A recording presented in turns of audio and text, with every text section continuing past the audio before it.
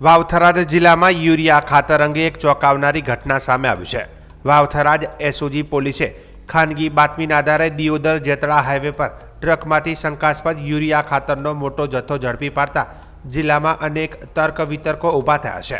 મળતી માહિતી મુજબ એસઓજી પોલીસને બાતમી મળી હતી કે દિયોદર વિસ્તારથી યુરિયા ખાતરનો જથ્થો ટ્રક મારફતે અન્ય રાજ્યમાં લઈ જવામાં આવી રહ્યો છે, જેના આધારે પોલીસે દિયોદર એપીએમસી માર્કેટયાર્ડ નજીક વોચ ગોઠવી હતી। તે દરમિયાન જેતળા તરફથી આવી રહેલી એક શંકાસ્પદ ટ્રકને રોકી તેની તપાસ હાથ ધરવામાં આવી હતી।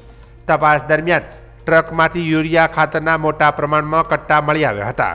પોલીસને કટ્ટા શંકાસ્પદ જણાતા ટ્રક સહિત યુરિયા ખાતરને દિયોદર પોલીસ મથકે લાવવામાં આવ્યું હતું। સમગ્ર ઘટનાની જાણ ખેતીવાડી વિભાગને કરવામાં આવતા અધિકારીઓ પણ પોલીસ મથકે દોડી આવ્યા હતા।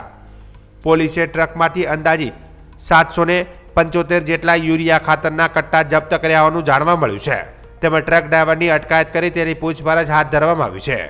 પ્રાથમિક તપાસમાં યુરિયા ખાતરનો જથ્થો દિયોદર આજુબાજુ વિસ્તારમાંથી આવેલા એક ખાનગી ગોડાઉનમાંથી ભરવામાં આવ્યો હોવાની આશંકા વ્યક્ત કરવામાં આવી છે।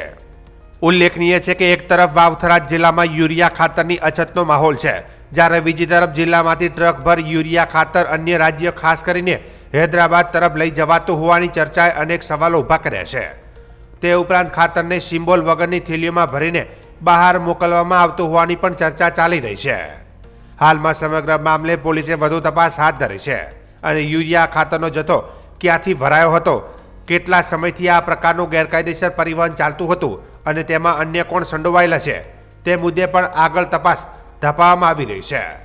સવારે અંદાજિત 9:15 જેવો એસઓજી પીએસઆઈ સાહેબનો ફોન મારા ઉપર આવેલો। એમણે દિયોદર એપીએમસી ગેટ આગળ બાતમીના આધારે ખાતરની ગાડી પકડવામાં આવેલી કે જે શંકાસ્પદ જણાતા તેઓએ અમને જાણ કરતા અમે અંદાજિત 11:30 વાગ્યા જેવા અહીંયા પધારેલ સ્થળ ઉપર અને પ્રાથમિક દ્રષ્ટિએ જોતાં એવું લાગે કે ખરે યુરિયા ખાતર છે, પરંતુ જ્યારે આપણે એને ફર્ટિલાઇઝર ટેસ્ટિંગ લેબોરેટરીના રિપોર્ટના આધારે જ કહી શકીશું કે આ યુરિયા ખાતર એ ખેડૂતોનો મતલબ આપણે ખેતીલાયક ઉપયોગનું છે કે ઇન્ડસ્ટ્રીયલ ઉદ્યોગ વપરાશકારકનું છે। પણ પ્રાથમિક દ્રષ્ટિએ જો એવું જણાશે કે ભાઈ અને પૃથ્થકરણ અહેવાલ આધારે કે આ ખરેખર ખેડૂતોને ખેતી ઉપયોગ હેતુ યુરિયા ખાતર છે, તો જે તે જવાબદાર વ્યક્તિ ઉપર કાયદેસરની કાર્યવાહી હાથ ધરવામાં આવશે। એ હજુ અત્યારે તપાસનો વિષય છે, તપાસ ચાલુ છે, ડ્રાઈવરની પૂછતાછ ચાલુ છે કે એમણે ક્યાંથી ખાતર લાવ્યું હતું, કઈ જગ્યાએ લઈ જવાના હતા। ડ્રાઈવરના જણાવ્યા અનુસાર એ ખાતર એમને કંઈક હૈદરાબાદ લઈ જવાનું કહે છે, પરંતુ વધુ તપાસમાં ખ્યાલ આવશે કે એમને ખરેખર ખાતર ક્યાં લઈ જવાનું અને કોના ત્યાંથી ભરાયેલું છે।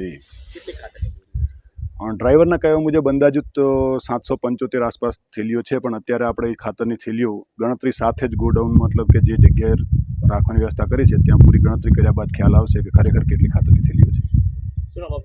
જય ચૌધરી, ખેતી અધિકારી, દિયોદર।